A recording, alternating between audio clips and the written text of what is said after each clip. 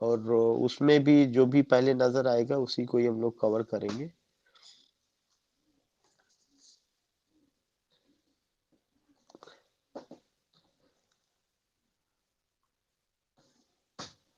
ये अभी George Orwell रह गए थे ना इंडियन इंग्लिश उसमें, इंग्लिश राइटर में एक राइटर जॉर्ज ऑरवेल रह गए। चलिए जॉर्ज ऑरवेल सबसे पहले, या जॉर्ज ऑरवेल को हम लोग कवर करते हैं। You will come to know कि जॉर्ज ऑरवेल को लेकर के, he was born in 1903, died in 1950, और उनका पूरा नाम क्या था? He was born as Eric Arthur Blair in Motihari Bihar India. उनका जो पूरा नाम था, क्या नाम था? Eric Arthur Blair. ये क्वेश्चन पूछा जा चुका है। तो 20th सेंचुरी नॉवलिस्ट है। He was born in 1903 and died in 1950। और एरिक आर्थर ब्लेयर कहाँ पे? मोतीहारी बिहार इंडिया। उस समय 1903 में बिहार और बंगाल एक ही था, इसलिए मोतीहारी डिस्ट्रिक्ट की बात, अब तो कलकत्ता में हो गया है। And his father worked for the OPM department for the civil service in Motihari. His mother took him to England when he was only 1 year old. He received his education at Eton College, England. उनका जो education हुआ कहाँ से हुआ है? Eton college England से। He received his education at Eton College, England.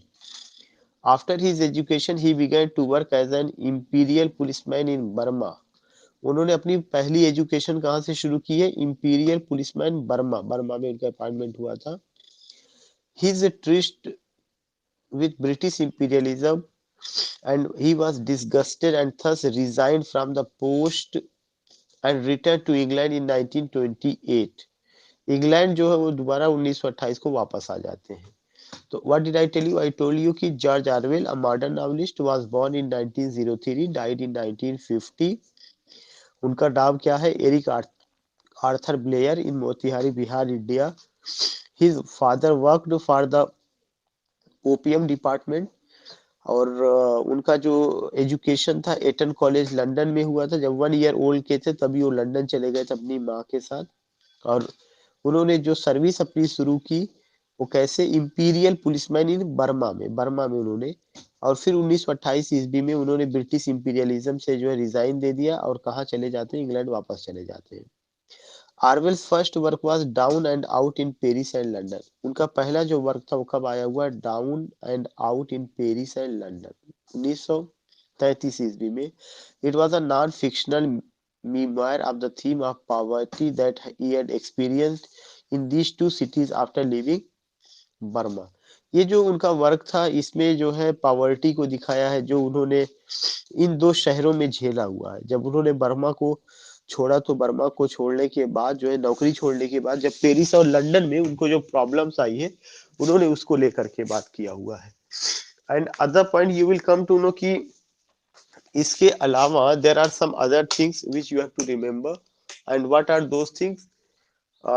Those points are कि Burma में जब उन्होंने इस प्रॉब्लम को झेला पॉवर्टी, तो पॉवर्टी को लेकर के और इंपीरियलिज्म को लेकर के उन्होंने काम भी किया है। तो जो पहला वर्क है down and out in Paris and London 1933, it was a non-fictional memoir on the theme of poverty that he had experienced in these two cities after leaving Burma. Burmese Days is his first novel. ये भी एक point है, Burmese Days is his first novel. This novel presented a portrait of the dark side of British Raj. It's a very significant point. जो significant point है उसमें Eric Arthur Blair, और उसके बाद जो ये नाम है Burmese days is his first novel. This novel presented a portrait of the dark side of British Raj. Orwell critique of British imperialism also found an outlet in his essays A Hanging and Shooting an Elephant. ये पूछा जा चुका है, shooting an elephant, shooting an elephant, it has been asked. You will come to know कि ये सब ऐसे चीजें हैं जैसे बर्मीज डेज का लेकर के, शूटिंग एन एलिफेंट का, ये सब these are the very important point जो वहां पे शो कर रहा है। और Orwell critique of British imperialism also found an outlet in his essays A Hanging and Shooting an Elephant. In an essay of 1947 he wrote, करें 1947 के एक essay उन्होंने लिखा, every line he had written since 1936 had been directly or indirectly against totalitarianism and for democratic socialism. उन्होंने 1947 ईस्वी में एक ऐसे लिखा था जिसमें उन्होंने कहा था every line he had written, जो कुछ भी उन्होंने लिखा है 1936 ईस्वी से वह किसके खिलाफ रही है, indirectly against totalitarianism and democracy, वो डेमोक्रेसी के खिलाफ रही थी। क्यों? क्योंकि जो कुछ भी उन्होंने लिखा हुआ इंपीरियलिज्म के सपोर्ट में लिखा और उनकी वो मजबूरी थी, क्योंकि ब्रिटिश गवर्नमेंट के या ब्रिटिश राज में उनके नौकर थे और नौकर होने की वजह से वो खुल करके लिख नहीं पा रहे थे। उसके बाद उनका एक वर्क है animal farm 1945 is an allegorical novel that reflects on the events leading up to and during the Stalin era को लेकर के इसमें बात की गई है। So you will find that what की एनिमल फार्म ये बहुत ही इंपॉर्टेंट नावल है, कई बार पूछा जा चुका है, डेट भी पूछी जाती है। दूसरा है हिज मोस्ट फेमस नावल 1984 1984 ईस्वी, नावल का नाम ही है, और यह नावल कब पब्लिश हुआ 1949 ईस्वी में। Is a dystopian novel that depicts a society tyrannized a totalitarian government. ये भी बहुत इंपॉर्टेंट है। So remember that animal farm कब आई है, 1945 में आई है, और यह किसके बारे में बात करती है, the events leading up to and during the Stalin era को लेके बात करती है। 1984 जो उनका नावल है, नावल का नाम ही 1984 है, और 1949 ईस्वी में वो पब्लिश हुआ है। उसमें डायस्टोपियन नावल है, वह डायस्टोपियन मैंने पहले बताया था कि डायस्टोपिया जो है यूटोपिया का अपोजिट है, दोनों लैटिन वर्ड है। यूटोपिया का मतलब अ प्लेस लाइक हेवन, और डायस्टोपिया का मतलब अ प्लेस लाइक हेल। तो इसमें ब्रूटैलिटी दिखाई गई है और दिखाया गया कि कैसे जो है टोटलिटेरियन गवर्नमेंट को या जो डेमोक्रेटिक गवर्नमेंट है उसका खात्मा किया जाता है। He died at the age of 46 from tuberculosis.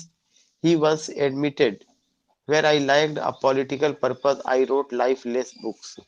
कह रहे कि जहां पर मैंने पॉलिटिकल पर्पस नहीं पाया या पॉलिटिकल पर्पस की कमी पाई है, वहां पे मैंने जीवन विहीन किताबें लिखी हुई है।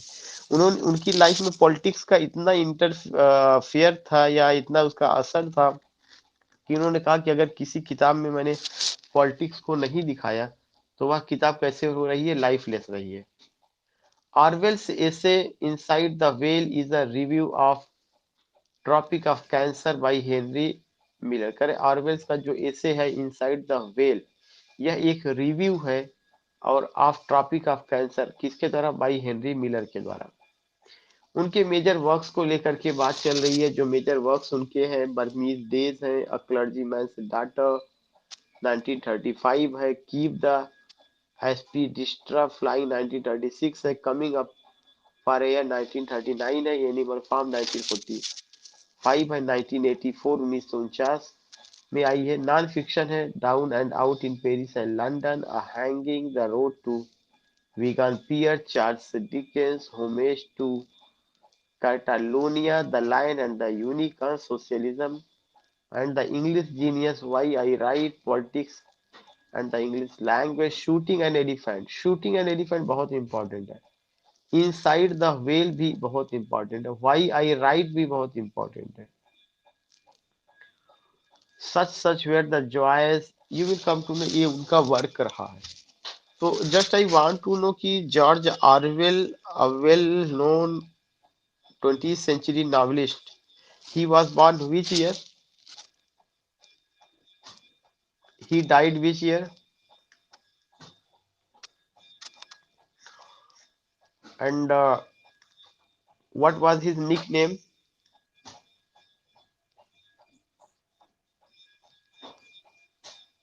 Eric Arthur Blair. I was asking what was his nickname.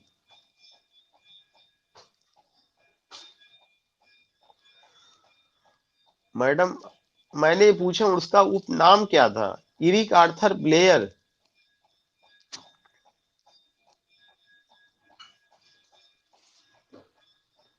हाँ हो सकता है नेटवर्किंग इशू।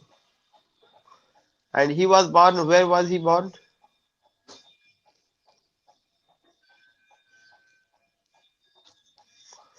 ठीक है, उनके फादर कहाँ पे काम करते थे?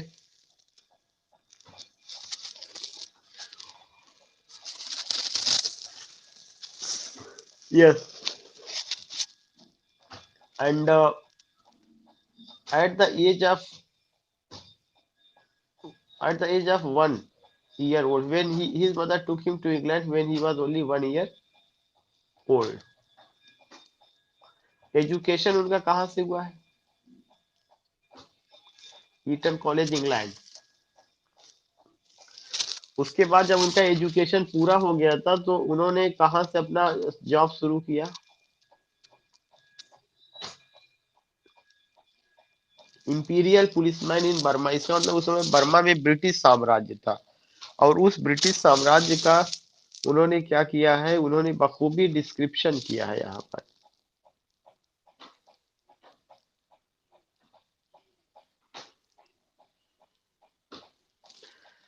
अच्छा, उसके बाद उन्होंने वहां से कब जो है त्यागपत्र दिया, नौकरी कब छोड़ी है?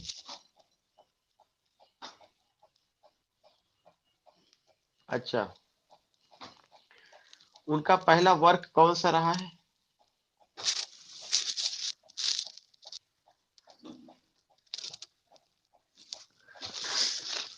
इसमें उन्होंने क्या दिखाया है? पॉवर्टी किस टू टू प्लेसेस का को लेकर के? या लंदन और पेरिस। लंदन और पेरिस का सेटिंग चार्ल्स डिकेंस के भी एक नॉवेल में रहा, उसका क्या नाम था?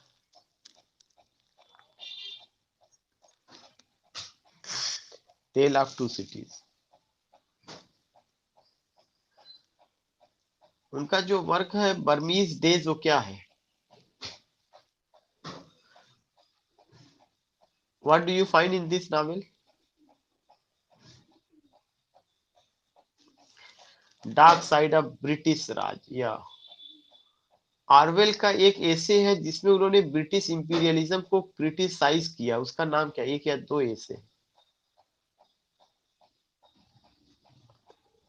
या शूटिंग एन एलिफेंट, और दूसरा अ हैंगिंग।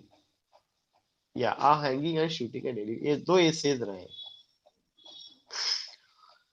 उन्होंने कहा कि whatever he has written he wrote against, उन्होंने किसके खिलाफ लिखा है?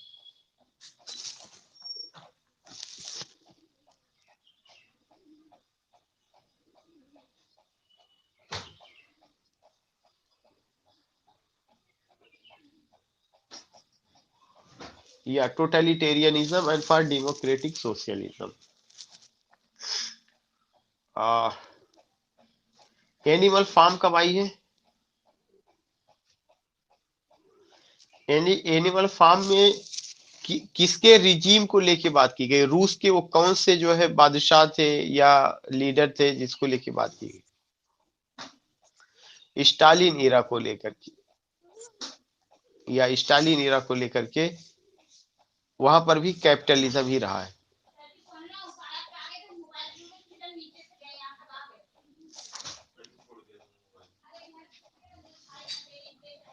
His most famous novel 1984।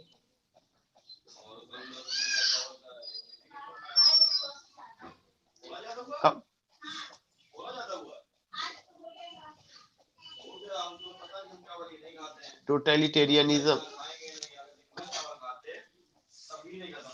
He once admitted where I lacked a political purpose I wrote lifeless book। ये आप स्टेटमेंट ध्यान में रखिएगा। He died at the age of 46 from tuberculosis। आरवेल का ऐसे inside the whale is the review. बस आप मुझे एक एक मिनट का समय दीजिए और आप इसे मेमोराइज करते रहे। एक्चुअली खाना बनाने का नहीं पता।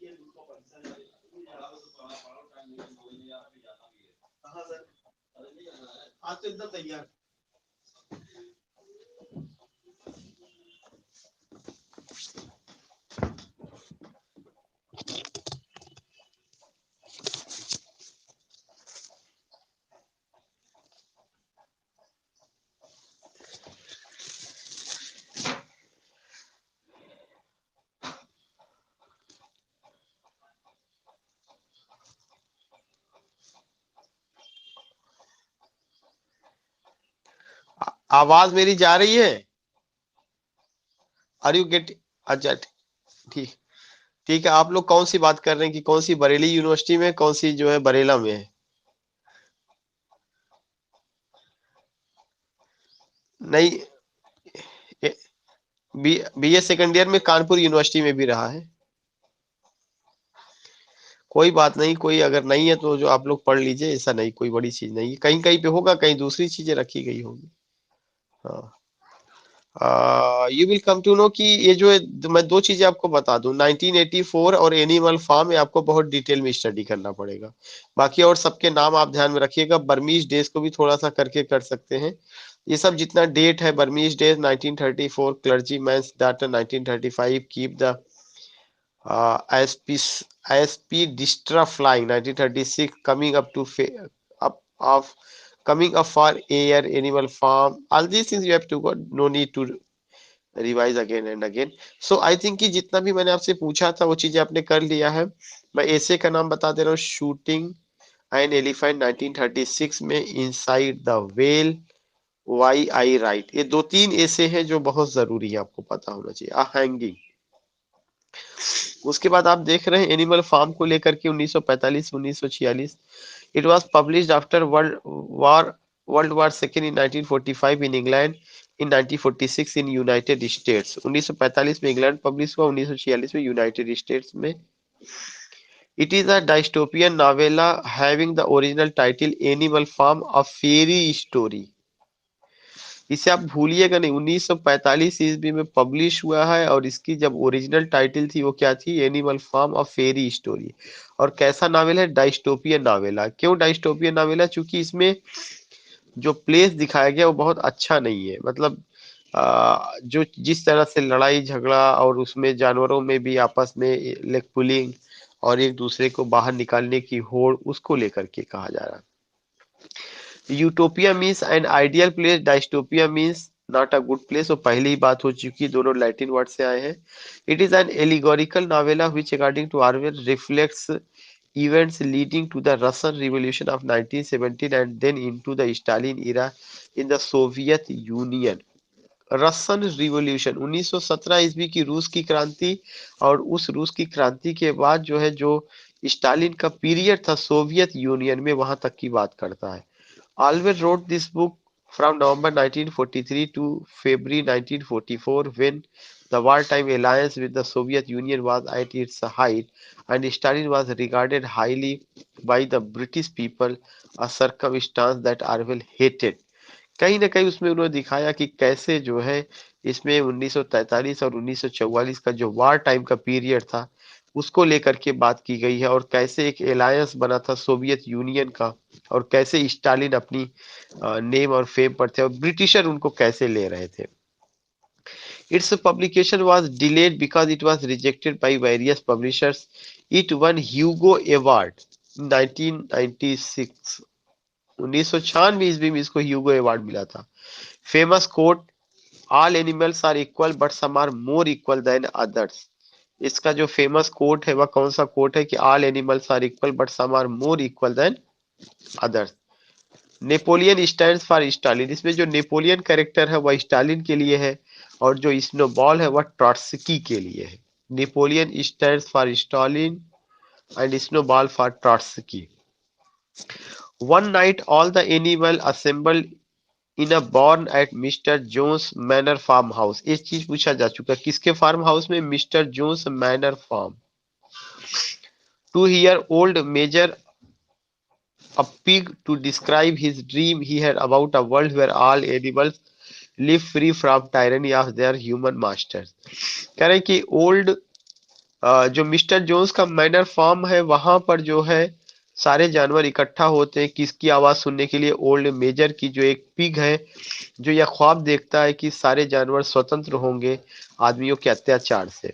ओल्ड मेजर डाइज, और जो ओल्ड मेजर है वह किसको प्रेजेंट करता है डायरेक्टली या इनडायरेक्टली? कार्ल मार्क्स को प्रेजेंट करता है, कार्ल मार्क्स की आइडियोलॉजी को। तो मैं आपको फिर से बता दूं, नेपोलियन जो आया हुआ है किसको प्रेजेंट करता है? स्टालिन को। स्नोबॉल किसको प्रेजेंट करता है? ट्रॉट्स्की को। ओल्ड मेजर किसको प्रेजेंट करता है? कार्ल मार्क्स को, डायरेक्टली और इनडायरेक्टली। ओल्ड मेजर डाइज सून, ओल्ड मेजर बहुत जल्दी मर जाता है after the meeting, but all the animals were inspired by his philosophy of animalism. लेकिन सारे जो है एनिमल उसके दर्शन से बहुत प्रभावित होते हैं। Plot a rebellion against zone, और उसमें एक प्लॉट बनाया जाता है कि जोन के खिलाफ जो है रिवोल्ट किया जाए। जोन एक आदमी है जो जंगल के सारे जानवरों पर क्या करता है? अत्याचार कर रहा है, या उनकी चीजों पर रूल कर रहा है। कौन है? जोन। तो और जोन का ही फार्म हाउस में वे सारे जानवर रहते हैं। तो मिस्टर जोन्स उस फार्म हाउस का मालिक है। फार्म हाउस का क्या नाम है? Manor farm, mister Jones manor farm. जहां पर ओल्ड मेजर एक है, और ओल्ड मेजर क्या है? एक पिग है। वह ख्वाब में देखता है कि सारे जानवर जो है आदमियों के अत्याचार से फ्री हो रहे हैं। वह एक मीटिंग बुलाता है और जानवरों को जो है क्या करता है? रिवोल्ट के लिए उनको प्रोवोक करता है। और वह रिवोल्ट किसके खिलाफ होता है? मिस्टर जोन्स के खिलाफ होता है। शुरू में देखा जाता है ओल्ड मेजर मर जाते हैं और सारे जानवर उनकी उस दर्शन से काफी प्रभावित होते हैं। और उसमें टू पिग्स है, two pigs, Snowball and Napoleon. दो पिग है जिसमें से स्नोबॉल और नेपोलियन है। Prove themself important figure and planners of their danger enterprise. The revolution occurs when John forgets to feed the animals. As a result, Mr. John and his men are chased off the farm। कह रहे कि क्रांति उस समय घटित होती है जब मिस्टर जोन जानवरों को खाना देना भूल जाते हैं। तभी जो है सारे जानवर या पिग जो है उनके खिलाफ हो जाते हैं और उनको जंगल से और उनके आदमियों को बाहर खदेड़ देते हैं। तो इसका मतलब ये हो गया कि सारे जानवर किससे मुक्त हो गए? आदमियों की गुलामी से, या आदमियों की जो है मिस्टर जोन्स और उनके आदमियों के अत्याचार से मुक्त हो गए। अब जो शासन चलेगा किसका चलेगा? जानवरों का शासन चलेगा। जानवरों के बीच से ही बादशाह होगा। आप ये समझिए कि ये जो जानवर जो मिस्टर जोन्स को भगाए हुए हैं, यह रूस से जो है कैपिटलिज्म को भगाया गया है, पूंजीवादी शक्ति को भगाया गया, या प्रतीकात्मक है। पूंजीवादी शक्ति को भगाया गया। और अब देश में कौन सी शक्ति आएगी? समाजवादी शक्ति आएगी, या मार्क्सिज्म वादी शक्ति आएगी। तो जो मार्क्सिज्म वाला जो विचार है वह मार्क्सिज्म का विचार आएगा। The revolution occurs when John forgets to feed the animal. As a result, Mr. John and his men are chased off the farm. Manor Farm was renamed. Manor Farm का नाम रखा जाता है Animal Farm। पहले क्या नाम था? Manor Farm था, लेकिन बाद में उसका नाम Animal Farm। And the seven commandments of animalism, और 7 स्टेटमेंट दिए जाते हैं, जो 7 दर्शन होते हैं, 7 विचार, आइडियोलॉजी या 7 स्टेटमेंट होते हैं। और वह जो है वहां के बार्न वॉल पर पेंट किया जाता है कि जानवरों को क्या क्या करना है। Initially the rebellion was great success. शुरू में यह विद्रोह बहुत सफल रहता है। And animals used to meet every Sunday to debate the farm policy, और हर जानवर संडे को मीटिंग करते हैं फार्म पॉलिसी पर डिस्कस करने के लिए। The pigs become the supervisor because of their intelligence। ये क्वेश्चन इंपॉर्टेंट है। The pigs become the supervisors because of their intelligence. जो सुपरवाइजर का काम करता कौन करता है? पिग, और उनको इंटेलिजेंस बनाया दिखाया गया है, काफी बुद्धिमान है और की तुलना में। और एक चीज आपने और देखा होगा, कितने नियम बनाएंगे? 7 नियम बनाए गए। 7 नियम में क्या है? दो पैरों वाला जानवर हमारा दुश्मन है। दो पैरों वाला जानवर का क्या मतलब है? आदमी। सारे जानवर ये कहते हैं कि दो पैरों वाला जानवर हमारा दुश्मन है, तो दो पैरों वाला जानवर आदमी। और हम जो है गद्दे पर नहीं सोएंगे, हम किसी भी तरह की भोग विलास वाली जिंदगी नहीं व्यतीत करेंगे। ये सारी की 7 स्टेटमेंट जो है वहां के जो है दीवार पर पेंट किए गए हैं। लेकिन आप देखेंगे कि आहिस्ता आहिस्ता जानवरों के बीच से जो राजा बनता है वही जो है क्या करता है? पूंजीवादी। अ, उसका लिबास तो समाजवादी है, लेकिन उसका नेचर जो है या उसकी विचारधारा क्या होती है? पूंजीवादी। वह अंदर से खूब चीजों को एंजॉय करता है। तो यू विल कम। शुरू में क्रांति सफल रहती है। जो मैंने आपको कल भी बताया था कि जो मार्क्सिज्म रहा है, मार्क्सिज्म या कार्ल मार्क्स का जो आइडियोलॉजी रही है, मार्क्सिस्ट आइडियोलॉजी, सोशलिज्म जिसे हम कहते हैं, वह शुरू में तो अच्छा था, लेकिन हकीकत में उसको जमीन पे कभी उतारा ही नहीं गया। वही सेम चीज यहाँ पर है। उसमें दिखा रहे हैं कि दो पिग जो है सुपरवाइजिंग का काम करते हुए इंटेलिजेंस है। Napoleon along with other pig Squealer करें। नेपोलियन कुछ और पिग स्क्वील्स के साथ परसुएट द अदर एनिमल। वो अदर एनिमल को परसुएट करता है that the pigs are always moral and correct in their decision. और यह दिखाया जाता है जो पिग्स हैं वे हमेशा मॉरल है और करेक्ट है।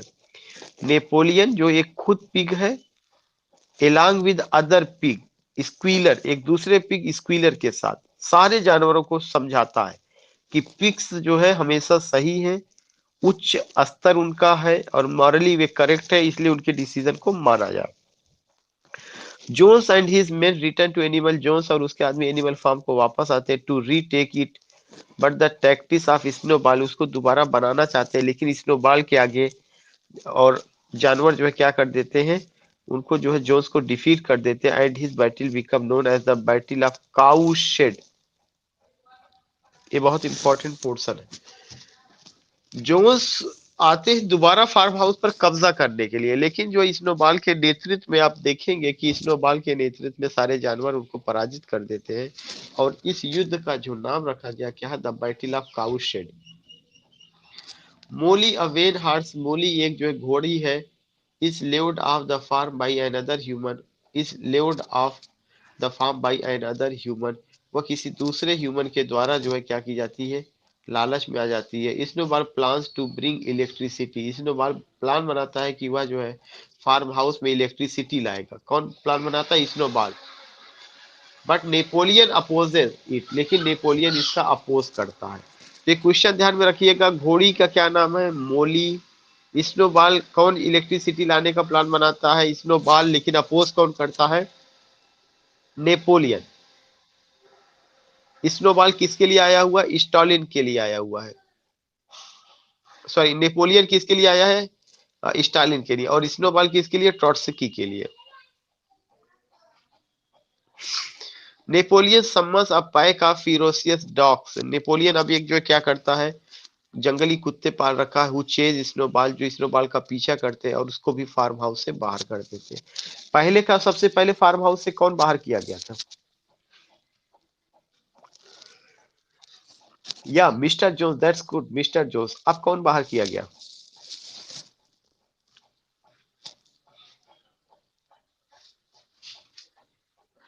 स्नोबॉल। स्नोबॉल को बाहर करने में किसका योगदान रहा? नेपोलियन ने किसका सहारा लिया उसको बाहर करने के लिए? फिरोसियस डॉग्स का, या एग्जैक्टली फिरोसियस डॉग्स का। तो अभी तक मैं जो आपको बताया कि एनिमल फार्म कब पब्लिश हुआ? एनिमल फार्म 1945 में इंग्लैंड में, 1946 में रूस, sorry UK, UK, United states of America में पब्लिश हुआ है। यह एक डायस्टोपियन नॉवेला है। डायस्टोपियन का मतलब होता है कि a place, a bad place not a good place. जो इसका टाइटल आया था शुरू में, इसका टाइटल क्या था?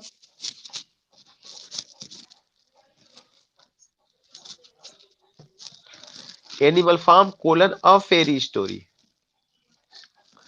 इसमें जो है रसन रिवॉल्यूशन को लेकर के जिक्र किया गया है, रसन रिवॉल्यूशन से लेकर के स्टालिन के रिजीम तक का रसद रिवॉल्यूशन कब हुआ था? 1970। रसद रिवॉल्यूशन में सबसे ज्यादा किसका असर रहा है? वो किस क्रांति से, रसद रिवॉल्यूशन किस आइडियोलॉजी से प्रभावित थी? कार्ल मार्क्स की आइडियोलॉजी, कार्ल मार्क्स। उसके बाद आप ये देखे होंगे कि इसमें इस तरह की चीजें हैं, स्टालिन को लेकर के बात की गई है। इसको इसको जो है एक 1996 ईस्वी में एक अवार्ड मिला था, क्या नाम था अवार्ड का? इसका सबसे फेमस कोट क्या है?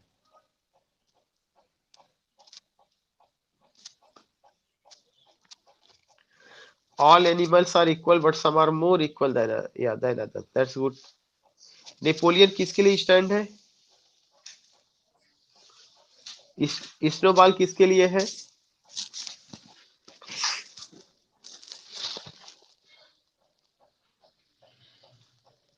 यस। और जो ये पूरा घटना कहाँ घटित होती है, किसके फार्म हाउस में? आ, आप लोग म्यूट कर लीजिए, आंसर देने के बाद म्यूट कर लीजिए। मिस्टर जोन्स के फार्म हाउस का क्या नाम है? या ओल्ड मेजर क्या है? हार्स है या पिग है? ओल्ड मेजर किसको प्रेजेंट करता है? ओल्ड मेजर का क्या ख्वाब है?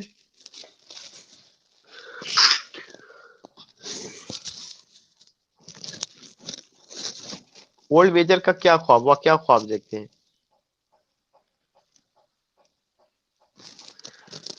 Animals should be free from the tyranny of their human masters. सारे जानवर आदमियों के अत्याचार से स्वतंत्र हो।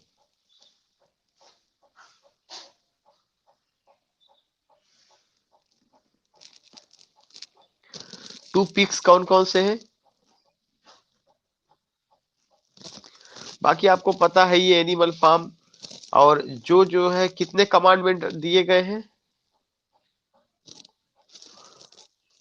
सुपरवाइजर का काम कौन करता है? या ये सारी बातें हो चुकी है। उसके बाद आप देखिएगा कि Napoleon announces that wind mill का भी कॉन्सेप्ट आता है। वो कहता है कि नेपोलियन की विंड मिल वगैरह, पहले तो विंड मिल का विरोध करता है, लेकिन बाद में खुद कहता है नहीं विंड मिल लगाया जाएगा, will be built in the farm, and he lies that it is his own idea. और वो कहता है यह मेरा आइडिया, जबकि यह आइडिया किसका था? स्नोबॉल का था। और Napoleon announces that wind mill, तो एक विंड मिल का भी कॉन्सेप्ट है। विंड मिल किसका कॉन्सेप्ट है?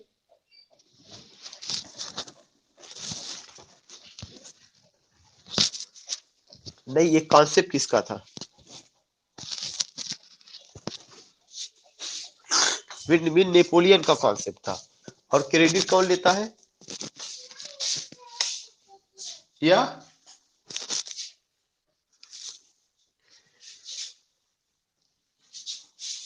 स्नोबॉल का जो है वो था, क्या कहते हैं कि आइडिया था, और क्रेडिट कौन लेता है? नेपोलियन लेता है। इसका मतलब जो नेपोलियन है वो क्या है? नेपोलियन ही क्रूएल है, नेपोलियन ही चीजों को जो है डाइवर्ट करता है। तो इस तरह से आप ये देखेंगे कि टायरेनी के रूप में सबसे पहले मिस्टर जोन्स को भगाया गया। मिस्टर जोन्स के बाद किसको भगाया जाता है? स्नोबॉल को।